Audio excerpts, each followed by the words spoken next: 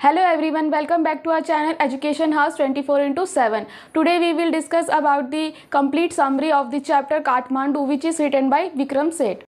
Kathmandu is an extract from Vikram Seth's book Heaven Lake that describe his experiences about his visit to the capital city of Nepal, Kathmandu. Kathmandu जो एक chapter लिया गया है book के अंदर, वो विक्रम सेठ की जो बुक है हेवन लेक, उसका एक एक्सट्रैक्ट है दैट डिस्क्राइब हिज एक्सपीरियंसेस, जिसमें उन्होंने अपने एक्सपीरियंसेस को बताया है जब वो चाइना से इंडिया की तरफ अपनी यात्रा कर रहे थे। उस बीच में वो नेपाल रुके थे, जिसकी जो राजधानी है काठमांडू, वहाँ पर उन्होंने विजिट किया था। तो उन्होंने अपने एक्सपीरियंसेस को यहाँ पर शेयर किया है इस चैप्टर के अंदर। This travel log provide an insight about his trip to Kathmandu and how he feel about visiting the city. और ये एक ट्रेवल लॉग है क्योंकि उन्होंने अपनी यात्रा के दौरान इसे लिखा था। दिस प्रोवाइड एन इंसाइट, और ये एक इंसाइट प्रोवाइड करता है कि उनकी जो ट्रिप थी काठमांडू की वो किस तरीके की थी, और उन्हें वहाँ पर विजिट करके, उस सिटी में विजिट करके किस तरीके का फील हुआ, क्या उन्होंने एक्सपीरियंस लिया, वो सब उन्होंने अपने इस ट्रेवल लॉग के अंदर लिखा है। He visiting two temples there. One was the Pashupatinath temple, which is a pilgrimage for the Hindus, and the other was the Bodhnath temple, which is a holy place for the Buddhists. जो हमारे author हैं विक्रम सेठ, वो काठमांडू के अंदर दो temples के अंदर जाते हैं, जिसमें से जो पहला है वो है पशुपतिनाथ टेम्पल, जो कि एक तीर्थ स्थान है जो हिंदू के लिए है, और जो दूसरा टेम्पल है वो है बौद्धनाथ टेम्पल, जो एक हॉली प्लेस है सिर्फ बुद्धिस्ट के लिए। At the Pashupatinath temple only Hindu are allowed to enter inside the temple. और जब वो पशुपतिनाथ टेम्पल के अंदर विजिट करते हैं तो उससे वहाँ अंदर जाने से पहले वो देखते हैं कि बाहर एक बोर्ड लगा होता है जिसमें लिखा होता है कि only Hindu are allowed. There was chaos outside the temple as priests, hawkers, devotees, tourists and various animals move around. जब वो जो ऑथर है वो पशुपतिनाथ टेम्पल जाते हैं तो वो देखते हैं कि मंदिर के बाहर काफ़ी ज़्यादा कियोस यानी कि भीड़ भाड़ है, और वहाँ पर पंडित, पुजारी, हॉकर जो सामान बेचते हैं, वो डिवोटीज यानी कि जो भी दर्शन करने के लिए गए हैं भक्तजन, टूरिस्ट है, और काफ़ी सारे जो एनिमल्स हैं वो वहाँ पर आसपास घूम रहे होते हैं। The writer and his friend offer a few flowers in the temple. और जो हमारे राइटर है और अपने जो फ्रेंड के साथ वो गए थे वहाँ पर, तो वो मंदिर में जाके कुछ जो फ्लावर्स हैं वो भगवान को चढ़ाते हैं। There was a huge rush of pilgrims and they were elbowing each other in order to move ahead and reach the priest. अब वहाँ पर वो क्या देखते हैं कि वहाँ पर एक बहुत ही ज़्यादा भीड़ भाड़ है, जो वहाँ पर दर्शन करने के लिए लोग आए हैं, तो वो चाहते हैं कि हम जल्दी से जल्दी मंदिर में दर्शन कर ले। उसके लिए वो एक दूसरे को कोनी मारते हैं, जिससे कि वो चाहते हैं कि एक दूसरे को कोनी मार के वो एक आगे जाके सबसे पहले दर्शन कर ले और पंडित के पास पहुँच जाए। As the royal princess appeared, everyone got aside to give way and bow to her. और जब वहाँ की जो रॉयल प्रिंसेस है वो आती हैं तो लोग उनके सम्मान में झुकते हैं और उन्हें रास्ता देते हैं ताकि वो दर्शन कर सके। उसके बाद जो जैसा कि वहाँ पर पहले ही लिखा हुआ था मंदिर के बाहर कि सिर्फ हिंदू को अलाउ है मंदिर में दर्शन करने के लिए, but at the main entrance a group of foreigners who were dressed up saffron color clothes like sadhu were trying to gain entry into the temple. और उसके बाद फिर जो मेन एंट्रेंस होता है वहाँ पर देखते हैं कि कुछ फॉरेनर्स का ग्रुप है, जिसमें जो लोग हैं वो सैफरन कलर के जो कपड़े जैसे साधु लोग पहनते हैं उस तरीके का गेटअप लेकर आए हैं ताकि उनको मंदिर के अंदर एंट्री मिल सके। The guard were deny entry as he knew that they were not Hindu. पर जो वहाँ का जो गार्ड होता है वो उन्हें देख के पहचान लेता है कि ये लोग हिंदू नहीं है, इसीलिए उन्हें मंदिर में जाने से मना कर देता है।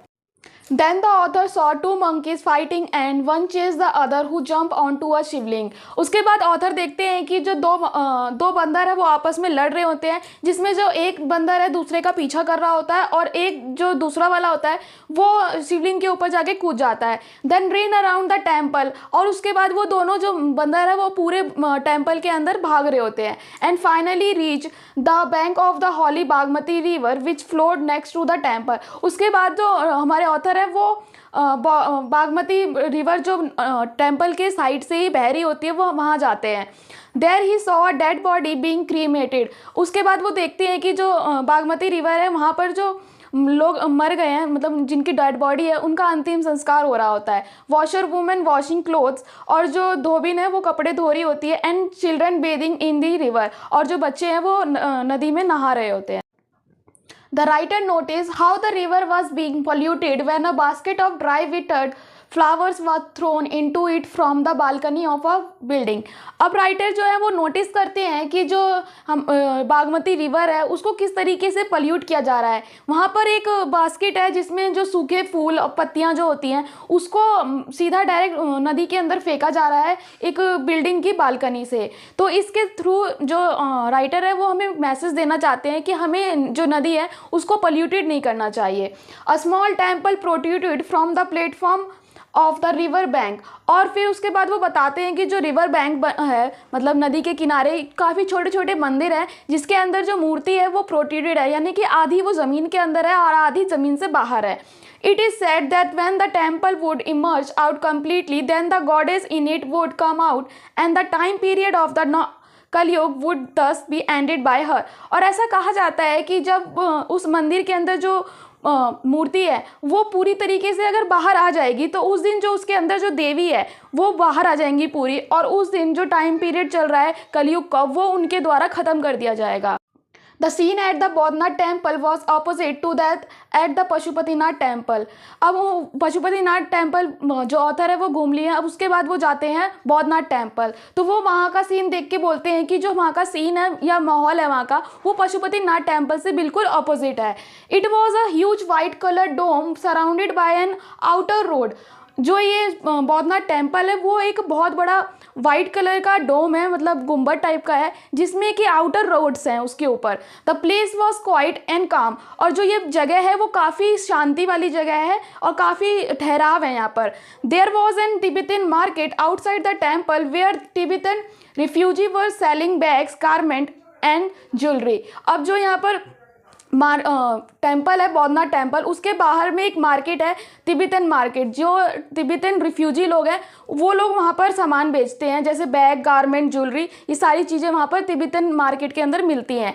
Kathmandu has a variety of things to offer. Kathmandu के अंदर काफ़ी सारी वैरायटी में चीज़ें मिलती हैं जैसे ज्वेलरी हो गई, गारमेंट्स हो गए या फिर कोई और चीज़ें हो गई। तो ये एक ऐसी जगह है जहाँ पर काफ़ी ज़्यादा क्राउड रहता है और जो भी टूरिस्ट के लिए काफ़ी अच्छी जगह होती है।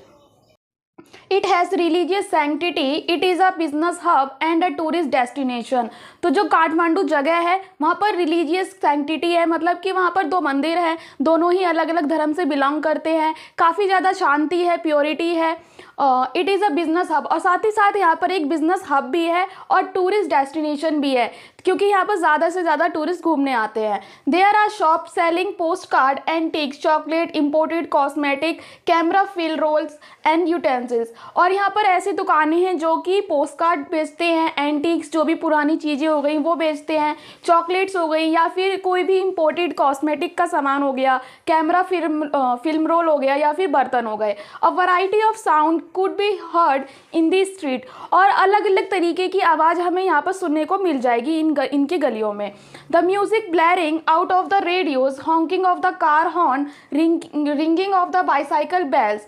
और जैसे कि जब हम इन गलियों में जाएंगे तो हमें अलग अलग तरीक़ों की आवाज़ आएंगी, जैसे रेडियो से अब म्यूज़िक आ रहा है, कार जो है उनके हॉर्न की आवाज़ आ रही है, ringing of the bicycle bell, जो बाईसाइकिल है उसके जो घंटी है उसकी आवाज़ आएगी, move sound of the cows as they obstructed the motorcycle passing by and the screening vendor and selling their wares. और जैसे कि जो काव है उनकी जो आवाज़ है वो सुनाई देगी क्योंकि वो ऑब्स्ट्रक्ट यानी कि रुकावट बन रही है, जो स्ट्रीट है जहाँ पर मोटरसाइकिल जा रही है तो वो उनके जाने में रुकावट बन रही है, तो जिससे जो मोटरसाइकिल या जो भी कार व्हीकल वाले जो लोग होते हैं वो हॉर्न मारते हैं जिससे कि जो काव है वो साइड हो जाए।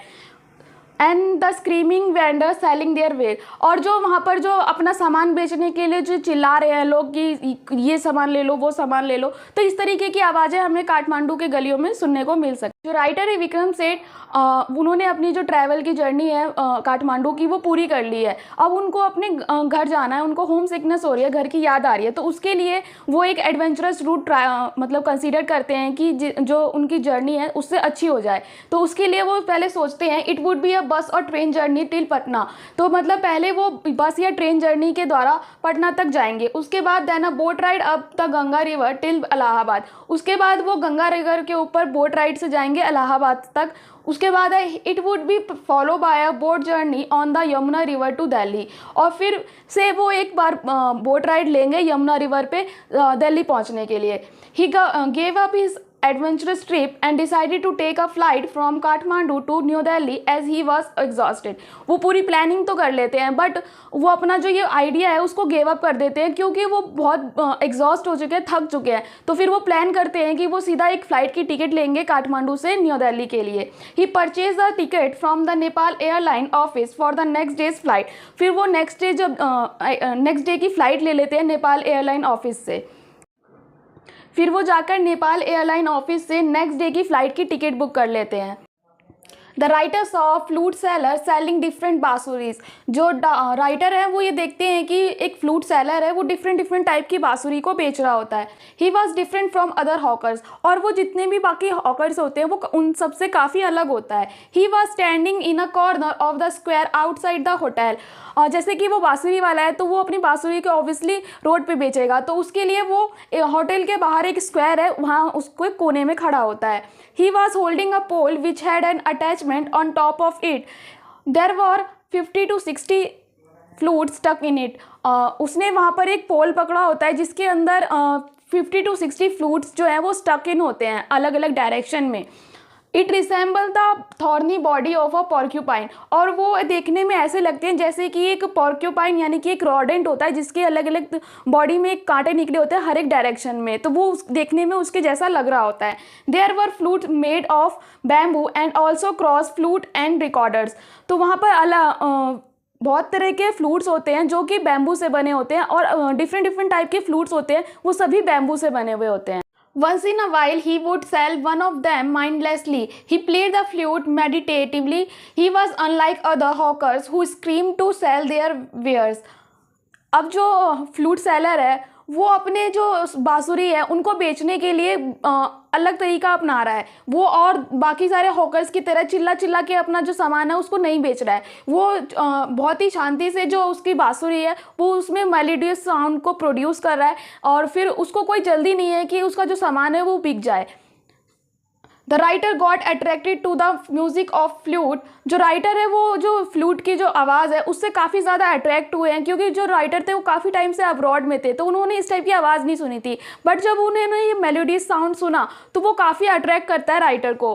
Flute are played in many regions of the world and they vary in appearance, names and the music that they produce. और जो फ्लूट है वो वर्ल्ड में बहुत अलग अलग जगह पे बजाई जाती है। इनका अपीयरेंस जो है वो वेरी कर सकता है अलग अलग जगह के, उसमें अलग अलग नाम हो सकते हैं, म्यूज़िक भी अलग अलग तरीके का प्रोड्यूस किया जा सकता है, बट जो फ्लूट होती है वो सेम ही होती है। The sound of a flute resembles human voice as it is played by exhaling the breath, and its music also pauses when a person inhales a breath। जो साउंड है flute की वो resemble करती है human voice से, क्योंकि जब flute play होता है तो हम अपनी जो सांस है ब्रीथ है उसको एक्सहेल करते हैं, और जो जब हम इनहेल करते हैं ब्रीथ को तो जो उसका म्यूज़िक होता है वो पॉज हो जाता है। तो इस तरीके से जो हमारी सांस इनहेल एक्सहेल हो रही है इससे जो म्यूज़िक प्रोड्यूस होता है तो वो हमारे ह्यूमन वॉइस से भी रिसेंबल करता है। एट द एंड कि अगर हम पूरी समरी को एक बार फिर से रिवाइज करें तो ये होगा कि जो ऑथर हैं वो अपनी यात्रा करते हैं चाइना से इंडिया के लिए, जिसमें वो बीच में नेपाल यानी कि काठमांडू में रुकते हैं। तो वो वहाँ का अपना जो विजिट है, एक्सपीरियंस है, जो उन्होंने देखा वो हमारे साथ शेयर करते हैं इस ट्रैवल लॉग के अंदर। उसमें जो वो ऑथर हैं वो 2 मंदिर के अंदर पहले घूमते हैं। पहला है पशुपतिनाथ टेम्पल जो कि हिंदू के लिए होता है, और दूसरा है बौद्धनाथ टेम्पल जो कि बुद्धिस्ट के लिए होता है। तो पशुपतिनाथ टेम्पल में जो वहाँ पर पहले ही बोर्ड लगा होता है कि इसमें सिर्फ हिंदू को ही एंट्री मिलेगी, और वहाँ पर वो देखते हैं कि किस तरीके से वहाँ पर काफ़ी ज़्यादा कियोस होता है। प्रीस्ट होते हैं, हॉकर्स होते हैं, टूरिस्ट होते हैं, डिवोटीज़ होते हैं, और काफ़ी सारे एनिमल्स भी होते हैं वहाँ पर। और अंदर मंदिर के अंदर जाने के लिए काफ़ी ज़्यादा भीड़ होती है, लोग एक दूसरे को कोनी मार रहे होते हैं ताकि वो अंदर जा सकें। और उसके बाद फिर वो देखते हैं कि मंदिर के अंदर 2 बंदर मंदिर हैं वो आपस में लड़ रहे होते हैं, कोई पूरे मंदिर में घूम घूम के चिल्ला रहे होते हैं। फिर वो मंदिर के पास जो एक बागमती रिवर होता है वहाँ जाते हैं, वहाँ पर वो देखते हैं कि एक डेड बॉडी है जो मंदिर रिवर है उसी के अंदर उसका क्रीमेशन चल रहा होता है। और फिर साथ ही साथ वो देखते हैं कि वहाँ पर जो भी ड्राई विटेड फ्लावर्स होते हैं उसी को वो पोल्यूशन के रूप में उसको नदी के अंदर डालते हैं, जिसकी वजह से पोल्यूशन होता है। और फिर लास्ट में तो वो ये देखते हैं कि किस तरीके से हम लोग जो नदी है उसको पोल्यूटेड कर रहे हैं। तो वो इस एक्सपीरियंस के थ्रू हमें ये मैसेज पहुंचाना चाहते हैं कि हम जो रिवर्स हैं उसको पोल्यूटेड ना करें। उसके बाद जो लास्ट में वो बोलते हैं कि एक नदी के किनारे एक छोटे छोटे मंदिर हैं जिसके अंदर जो मूर्ति है भगवान की वो पोर्ट्रेटेड है, यानी कि आधी ज़मीन के अंदर और आधी ज़मीन के बाहर है। तो वो ये कहते हैं, ऐसा माना गया है कि मतलब जब वो पूरी जो मूर्ति है वो ज़मीन से बाहर आ जाएगी तो देवी जो है उसके अंदर की वो बाहर आ जाएंगी और उस टाइम पे जो ये कलयुग चल रहा है वो ख़त्म हो जाएगा। और अपोजिट में बौद्धनाथ टेम्पल है, जो वहाँ पर जाते हैं तो वहाँ देखते हैं कि बहुत ही ज़्यादा शांति है, प्योरिटी है, कामनेस है वो, और बिल्कुल अपोजिट है पशुपतिनाथ टेम्पल से। वहाँ पर काफ़ी ज़्यादा एक डोम है वाइट कलर का जिसमें एक रोड बना हुआ है, आउटर रोड, और वहाँ पर जो बाहर तिब्बतन मार्केट है जिसमें जो तिब्बतन रिफ्यूजी है वो अपने अपने सामान को बेचते हैं। तो ऑल एट द एंड हम ये बोलेंगे कि काठमांडू एक ऐसी जगह है जहाँ पर वैरायटी ऑफ चीज़ें जो हैं वो बिकती हैं और काफ़ी ज़्यादा। उसके बाद जो राइटर है वो उन्होंने पूरी ट्रैवलिंग कर ली है, नहीं पूरा घूमने के बाद जो राइटर हैं वो वहाँ पर एक मर्जीपान बार है जो कि एक मिठाई होती है ग्रेटेड आलमंड की बनी हुई, वो खाते हैं। साथ में एक भुट्टा लेते हैं जिसके लेमन जूस चिली सॉल्ट से गार्निश किया गया होता है, और उन सबको डाइजेस्ट करने के लिए एक कोल्ड ड्रिंक लेते हैं। और साथ ही साथ जैसे कि वो राइटर हैं तो उन्हें पढ़ना पसंद होगा और लिखना पसंद होगा, तो उसके लिए वो एक कॉमिक बुक लेते हैं लव स्टोरी की, और एक रीडर्स डाइजेस्ट लेते हैं जो कि एक मैगजीन होती है। उसके बाद पूरा ट्रैवल उनका जो होता है विजिट होता है वो ख़त्म हो गया होता है, तो वो अब उनको होम सिकनेस हो रही होती है। तो उसके लिए वो काठमांडू से दिल्ली जाने के लिए वो सोचते हैं कि क्यों ना एक एडवेंचरस रूट को अपनाया जाए, जिसके लिए वो प्लान करते हैं कि तो इस रूट में वो सोचते हैं कि बस या ट्रेन से वो पटना जाएंगे, उसके बाद वो रिवर के थ्रू इलाहाबाद और इलाहाबाद के बाद दिल्ली आएंगे। बट वो काफ़ी ज़्यादा एग्जॉस्ट हो चुके होते हैं, तो वो अपना जो ये आइडिया है उसको गिव अप करते हैं और वो फ़्लाइट की टिकट लेते हैं काठमांडू से लेकर दिल्ली तक की। उसके बाद वो जब होटल जा रहे होते हैं तो वो ये देखते हैं कि रास्ते में उन्हें एक फ्रूट सैलड मिलता है जो काफ़ी अलग होता है बाकी सभी हॉकर से, क्योंकि वो अपने सामान को बेचने के लिए बाकी सारे हॉकर्स की तरह चिल्ला नहीं रहा होता है। वो बहुत ही शांति से अपना फ्लूट को मेलोडियसली प्रोड्यूस साउंड करता है और फिर उन्हें बजा रहा होता है, जिससे काफ़ी ज़्यादा अट्रैक्ट करता है विक्रम सेठ को। और जो फ्लूट की जो आवाज़ होती है मेलोडियस वॉइस होती है वो काफ़ी अट्रैक्ट करती है विक्रम सेठ को, और वो देखते हैं कि किस तरीके से फ्लूट तो हर दुनिया में अलग अलग तरीके की होती है, अलग अलग नाम से जानी जाती है, बट जो उसकी वॉइस होती है वो मेलोडियस ही होती है और उसको अलग अलग नाम से भी जानते हैं। Thanks for watching. If you like the video like comment and share. अगर आप ऐसी किसी भी जगह गए हैं या फिर कहीं जाना चाहते हैं तो कमेंट में ज़रूर बताएं।